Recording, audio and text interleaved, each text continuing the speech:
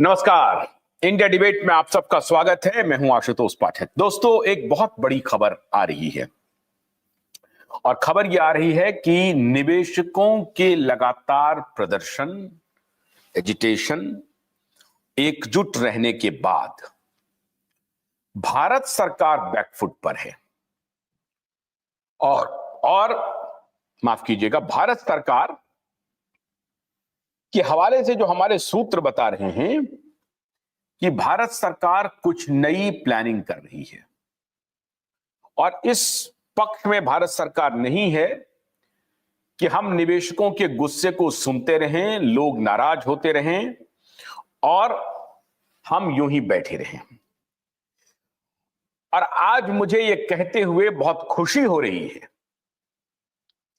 कि क्यूवाई के अभियान से और हमारे नेटवर्क पे आकर के जो पीड़ित अपनी पीड़ा सुना रहे हैं, बता रहे हैं, आज उसका यह नतीजा हुआ है कि लोकसभा सत्र के दौरान मेरी कई सांसदों से बात हुई है और सबके सौजन्य से यह खबर आ रही है। मैं कल एक कार्यक्रम में भी गया था, वहां भी हमने जानने की कोशिश की।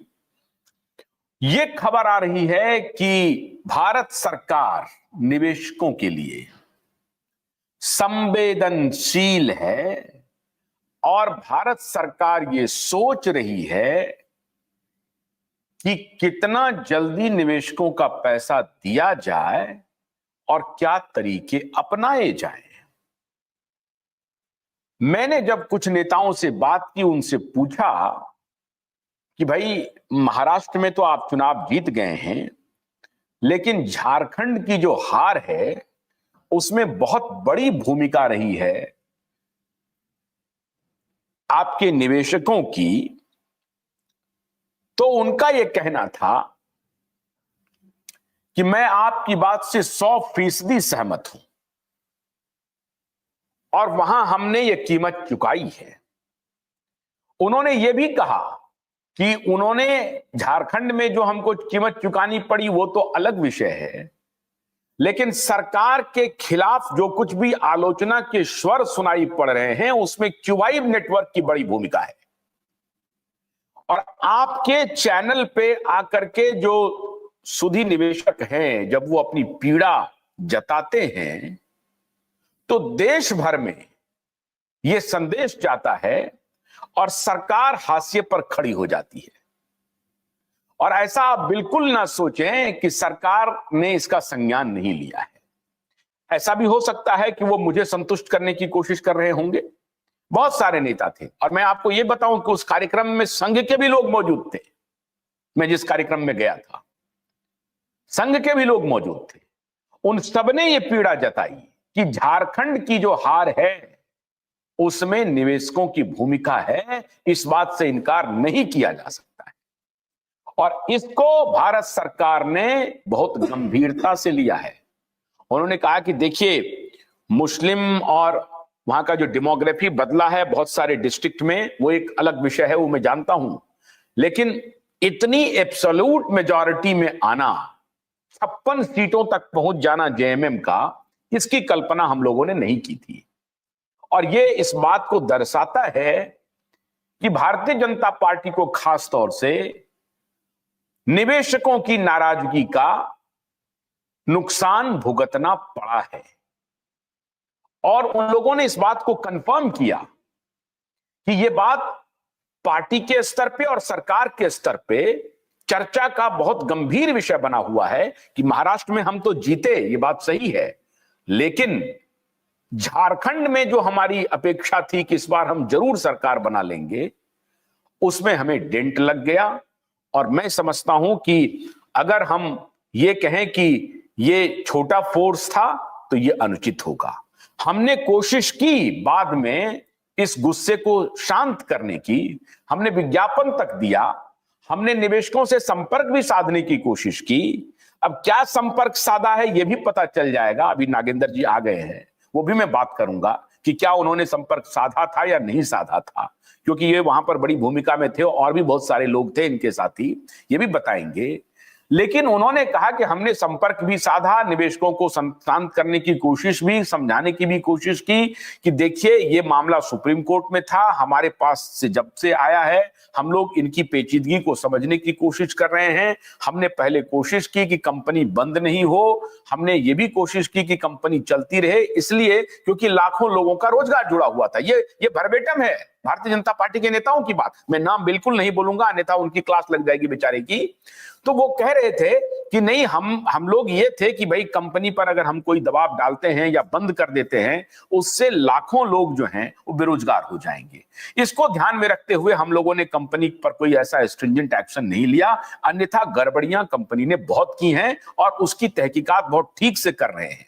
हमने ये भी पूछा उनसे कि साहब ये बताइए कि ईडी ने हेमंत सोरेन को पकड़ लिया, केजरीवाल को पकड़ लिया, जिसको चाहते हैं उसको पकड़ लेते हैं, यहां आपने बार बार छापेमारी की, एक भी डायरेक्टर को नहीं उठाया, क्यों नहीं उठाया? तो उनका जवाब था कि देखिए साहब, उठाया नहीं, वहां तो जेल में थे, उनके मुखिया जेल में थे, पेरोल पर थे, अब तो उनकी मृत्यु भी हो गई है। हम लोग संवेदनशील हैं कि किसी कंपनी को इस तरह से ना करें कि ताकि वो और खत्म हो जाए। तो ये वो मोटी मोटी बात कह रहे थे साहब, वो हमको घुमाने की कोशिश कर रहे थे। मैं समझ रहा था कि वो जो कहना चाह रहे हैं तो अच्छी बात यह है, लेकिन उन्होंने कहा कि इसके हर स्तर पे भारत सरकार में चर्चा हो रही है और वो देख रहे हैं कि ये पोर्टल का जो मामला है ये लंबा नहीं चलने वाला है। अगर लंबा चलने वाला है पोर्टल का मामला तो पोर्टल की जो कमियां हैं उसको दुरुस्त भी की जाएंगी, ये मैं आपको गारंटी दे रहा हूं। ये भारतीय जनता पार्टी के नेता समझ लीजिए, कार्यकर्ता समझ लीजिए, जिनकी भी बात है उनके तरफ से ये आई है, इसलिए मैं आपसे आज शेयर कर रहा हूं कि भारत सरकार इस मामले पर संवेदनशील है, हमें उनके गुस्से के बारे में जानकारी है। दूसरी बात कि आपके नेटवर्क पे जो जितने निवेशक बंधु आते हैं और उनकी जब पीड़ा सुनते हैं तो ऐसा नहीं है, हम लोग भी मनुष्य हैं, हम लोग कोई जानवर नहीं है जो हमारे आंख में आंसू नहीं आएगा, हमारे भी आंख में आंसू आता है। हम लोग कर रहे हैं काम, उसका प्रतिफल आपको दिखेगा। हमने कहा क्या करेंगे काम, तो बोला कि आप लोग तो चर्चा कर रहे हैं कि कमेटी बनाइए, उस दिशा में हम लोग काम कर रहे हैं। हम लोग इसमें कोर्ट के भी इसको देखने की कोशिश कर रहे हैं। हमने कहा कोर्ट में क्या जाएंगे आप तो कोर्ट में चले गए 31 दिसंबर 2025 तक पैसा देने के लिए।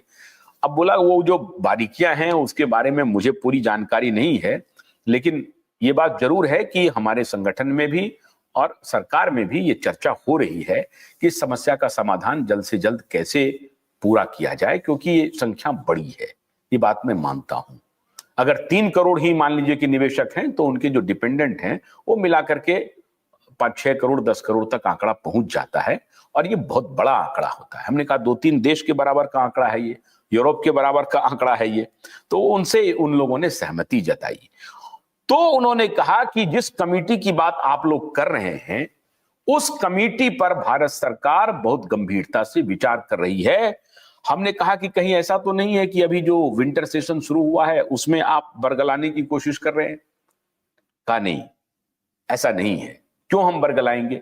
भुगत हम रहे हैं, नुकसान भुगत हम रहे हैं, हमारी पार्टी झारखंड में हारी और आप कह रहे हैं कि हम बरगलाएंगे। तो हम तो रास्ता पॉलिटिक्स क्यों करते हैं? हम अपने जनता को बार बार नाराज करके नहीं कर सकते हैं। और रही बात पैसे की, हमने उनको कहा कि क्या आप कंपनी से कुछ आपके ऊपर आरोप लग रहे हैं कि आप पैसे का बारा न्यारा करने वाले हैं, पैसे लेकर के कुछ दफा कर देंगे? बोला देखिए सरकार को पैसे की क्या कमी है? कोई कमी नहीं है सरकार को और ना पार्टी को। व्हाइट में पैसे देने वाले लोग हैं और व्हाइट में हमारी पार्टी चल रही है, सबका संज्ञान लेके दे रहे हैं। इतना करने के बाद भी हमको चुनाव के लिए जो चंदे हैं वो देती है पार्टियां, व्हाइट में देती है। हमें कोई जरूरत नहीं है इस तरह की धोखेबाजी करने की, ये बिल्कुल गलत है, ये निराधार बात है। लेकिन आप स्वतंत्र हैं, आप पत्रकार हैं, आप इस तरह का सवाल हमसे कर सकते हैं, मैं आपको नहीं रोकूंगा। लेकिन यह बिल्कुल निराधार है कि सरकार और या भारतीय जनता पार्टी कंपनी से पैसे खा करके 86,000 करोड़ रुपए का वारा न्यारा करना चाहती है। ऐसी कोई मंशा नहीं है, पेचीदगी है उसमें, उस पेचीदगी को हम सॉल्व करेंगे। हमने कहा कि ठीक है, हम इस बात को पहुंचाने की कोशिश करते हैं, लेकिन एक बात तो तय है कि निवेशकों ने जो एकजुटता दिखाई है, इसलिए आज मैं फिर आप लोगों से कहूंगा, आप लोग एकजुट बने रहिए। मुझे ये फिलर मिलने लगे हैं, आपको रिजल्ट मिल जाएगा। और जिस प्रकार से झारखंड में आप लोगों ने काम किया है, ये इसका संज्ञान मिल गया, ये मैं आपको सर्टिफिकेट दे रहा हूं। और अब तो नागेंद्र जी भी बताएंगे कि वहां भारतीय जनता पार्टी का क्या रुख है। अब वो संपर्क आप लोगों से कर रहे हैं कि नहीं कर रहे हैं, या चुनाव के पहले उन्होंने संपर्क किया कि नहीं किया। सही बात यह है कि सरकार अब बैकफुट पर है। आपको अब निराश नहीं होना है। ये जो अभी संजय नायक जिस दिन आकर के बोलने लगे कि नहीं नहीं साहब वो तो ऐसे ही हुआ, पैसा खत्म हो गया, डूब गया, मैं बहुत निराश हो गया था कि नहीं पैसा तो अब नहीं मिलेगा। ऐसी बात बिल्कुल नहीं है, पैसा मिलेगा। तो डिबेट की हम शुरुआत कर रहे हैं सबसे पहले नागेंद्र जी से कि नागेंद्र जी, क्या यह सच है कि विधानसभा चुनाव झारखंड के पहले, विधानसभा चुनाव के पहले क्या भारतीय जनता पार्टी के नुमाइंदे ने भी आप लोगों से संपर्क किया था आपको समझाने की?